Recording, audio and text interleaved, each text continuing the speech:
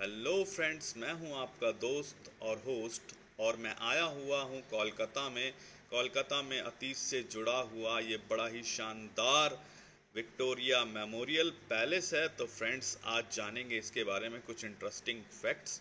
तो चलिए शुरू करते हैं। तो फ्रेंड्स, जैसा कि इसका नाम है विक्टोरिया मेमोरियल पैलेस, तो आप इससे बिल्कुल भी अंदाज़ा ना लगाएं कि यहाँ पे ब्रिटेन की महारानी विक्टोरिया रहा करती थी। हाँ, ऐसा बिल्कुल नहीं है।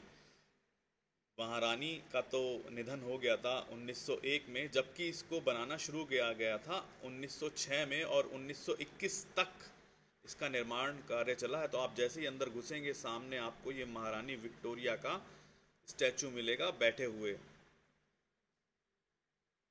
तो फ्रेंड्स, इसको बनने में तकरीबन 15 साल लगे थे। इसकी आधारशिला प्रिंस ऑफ वेल, जो कि जॉर्ज फिफ्थ थे, उन्होंने 4 जनवरी 1906 को रखी थी। यह खूबसूरत पैलेस 64 एकड़ में फैला है और जो इसकी ऊंचाई है वो तकरीबन 184 फीट है। अगर आप इसको बनाने में होने वाले खर्चे की बात करें तो उस दौरान 1906 से लेके 1921 तक जो इसका निर्माण कार्य चला था 15 साल, उसमें इसका खर्चा आया था 1,05,00,000 रुपए। और ये पैसा ब्रिटेन का नहीं था, ये पैसा जो था टोटल, ये इंडिया से रिकवर करा गया था बनाने में। और ये सारा पैसा रियासतों से लिया गया था, अलग अलग जो रियासतें थीं। तो फ्रेंड्स, जो महारानी विक्टोरिया थी, इनके बारे में मैं एक बात ऐड कर दूं कि इनको 1876 में जब भारत को पूरी तरह से कंट्रोल में ले लिया गया था, तब इनको भारत की महारानी घोषित कर दिया गया था। और ये मैं सेंटर जो यहाँ पर गुंबद है उसके नीचे खड़ा हूँ और ये गैलरीज हैं यहाँ पर बहुत सारी। ये किस तरीके से इसका निर्माण हुआ, यहाँ पर ये सब चीज़ें आपको देखने के लिए मिलेंगी। पैलेस बनने से पहले इस जगह पर प्रेसिडेंशियल जेल हुआ करती थी, जिसको कि बाद में अलीपुर शिफ्ट कर दिया गया था। और इस खूबसूरत पैलेस के जो आर्किटेक्ट्स थे, उनका नाम था विलियम एमर्सन। और इनकी ख्याति आप इसी बात से अंदाज़ा लगा सकते हैं कि उस समय में ये रॉयल इंस्टीट्यूट ऑफ आर्किटेक्चर के प्रेसिडेंट हुआ करते थे। और इतना ही नहीं, खाली बिल्डिंग निर्माण के लिए आर्किटेक्ट नहीं, आपको बगीचा गार्डनिंग के लिए अलग से आर्किटेक्ट्स जो थे वो हायर किए गए थे। तो रिड्सडेल और डेविड प्रेन, इन दोनों ने यहाँ के खूबसूरत बागीचे जो थे वो डिज़ाइन किए थे। इस बिल्डिंग की एक और खूबसूरती यह है कि इसमें आपको इंडो सेरासेमिक स्टाइल मिलेगा। मतलब इस बिल्डिंग को जो बनाया गया था, एक फ्यूज़न किया गया था ब्रिटिश और मुग़ल निर्माण तरीकों को मिलाकर एक नया तरीका बनाया गया था। और बाद में पूरे भारत में इन सब चीज़ों पे लागू करा गया था, जो भी बिल्डिंग्स थे। इसमें टोटल 25 गैलरी हैं, जिसमें कि एक गैलरी वेस्ट बंगाल के ऊपर है। काफ़ी सारी जो गैलरीज हैं उसमें आपको arms, stamp, coins, British culture, अलग अलग तरह की यहाँ पर आपको गैलरीज मिलेंगी। और अगर मैं इस पूरी जो बिल्डिंग एरिया जो कवर होता है वो होता है 338 फीट बाय 228 फीट में ये पूरा कवर होता है। और एक और बड़ा इंटरेस्टिंग फैक्ट है इसके बारे में, इसको वाइट मकराना मार्बल से बनाया गया था। अब आप बोलेंगे इसमें इंटरेस्टिंग क्या है, तो इसमें इंटरेस्टिंग ये है कि सेम वाइट मकराना मार्बल से ही ताजमहल का निर्माण हुआ था। तो इंटरेस्टिंग फैक्ट इसका ये आता है।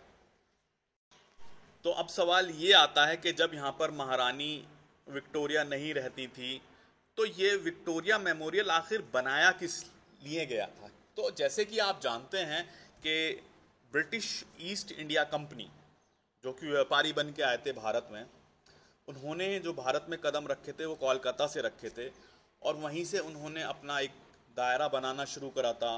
वहीं से ही उन्होंने एक प्लानिंग करी थी कि पूरे भारत को उनको कैसे कंट्रोल करना है। तो महारानी तो नहीं आ सकती थी, तो उन्होंने अपने नुमाइंदे, जिसको वाइस राय बोला जाता है एक तरह से, पूरे देश का अध्यक्ष ब्रिटिश सरकार की तरफ से, उसको रहने के लिए यहाँ पर ये पैलेस में वो रहता था।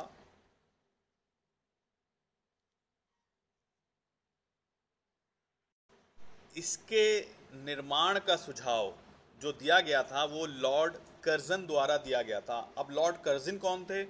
लॉर्ड कर्जन जो थे वो भारत के पहले वाइस राय थे। तो उन्होंने ये सुझाव दिया था कि जब 1901 में महारानी विक्टोरिया का देहांत हो गया था, तो उन्होंने बोला था कि क्यों ना उनकी याद में भारत में 1906 में एक मेमोरियल बनाया जाए, जिसमें कि हम जो हमारी ब्रिटेन की महारानी विक्टोरिया रही हैं उनकी याद में हम ये एक खूबसूरत बिल्डिंग बनाते हैं। तो आप ये देख रहे हैं यहाँ पर ये अलग अलग किस्म की ये गैलरीज हैं। इसमें आपको लिटरेचर और ये आप देख रहे हैं फर्नीचर्स जो उस दौरान के हुआ करते थे, ये पोशाकें जो ब्रिटिशर्स पहनते थे, यहाँ पर आपको बहुत कुछ मिल जाएगा। अगर आप इतिहास प्रेमी हैं तो ये एक ख़जाना है आपके लिए। यहाँ पर पुराने भारत का जो एक इतिहास है वो मिल जाएगा। ये स्टैम्प्स कलेक्शन है यहाँ पे आप जो देख रहे थे।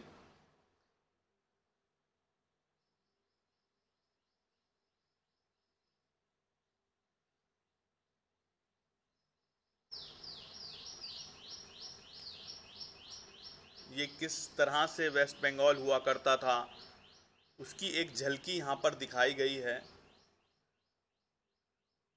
ब्रिटिश दौर के शुरुआती दिनों में कोलकाता जो हुआ करता था वो उतना ही महत्वपूर्ण हुआ करता था जितना कि आज के समय में हमारे देश की राजधानी दिल्ली हुआ करती थी। क्योंकि जो भी सारी एक्टिविटीज़ थी या जो भी लॉज बनते थे वो सारे पास होते थे कोलकाता से, लेकिन बाद में ये सब शिफ्ट हो गया था दिल्ली में। जैसे जैसे ब्रिटिशर्स की पावर बढ़ती गई और यहाँ पर समय समय पर जो महान विभूतियाँ भारत की हुई उनके बारे में यहाँ पर बड़े डिटेल से ये गैलरीज बनाई गई हैं। फ़ोटोज़ भी हैं, फ़ोटोज़ के साथ साथ यहाँ पर बड़े डिटेल्ड तरीके से दिखाया गया है।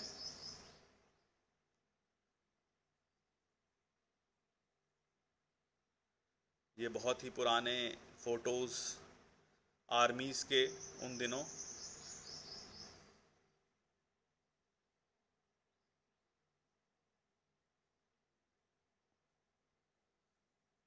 और ये ब्रिटिश कालीन हस्तलेख।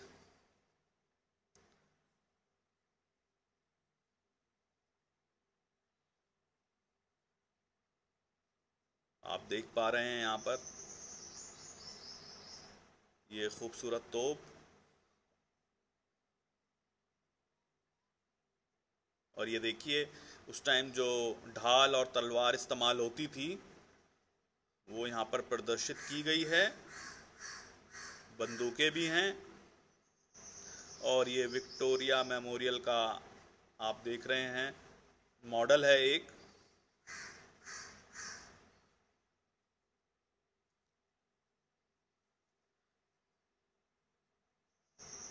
तो जो लोग इतिहास में गहरी रुचि रखते हैं, ब्रिटिश काल से पहले का भारत और ब्रिटिश काल के भारत का भारत जो है और ब्रिटिश काल के दरमियान का भारत, उससे जुड़ी हुई तमाम चीज़ें यहाँ पर हैं और संरक्षित हैं भारत सरकार द्वारा आज भी।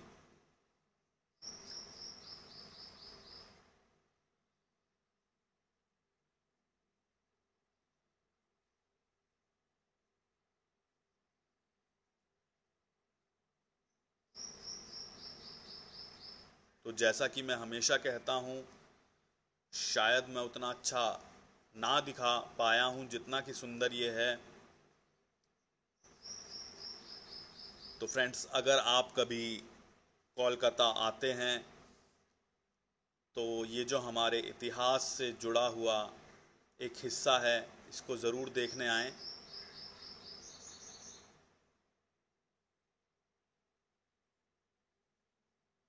और अब हम बैकडोर से, दूसरे दरवाजे से बाहर निकल रहे हैं। शाम का वक्त हो गया है। बहुत ही सुंदर रोशनी से नहाया हुआ ये महल, और सामने जो आप देख रहे हैं वहाँ पे वो ट्राई कलर भी दिखाई दे रहा है। तो मुझे बड़ी प्रसन्नता हो रही है कि कभी जो अंग्रेज़ों के अधीन रहा, आज वो चीज़ हमारी है, क्योंकि ये हमारी ही ज़मीन पर है। तो फ्रेंड्स, कैसी लगी आपको वीडियो? Thank you.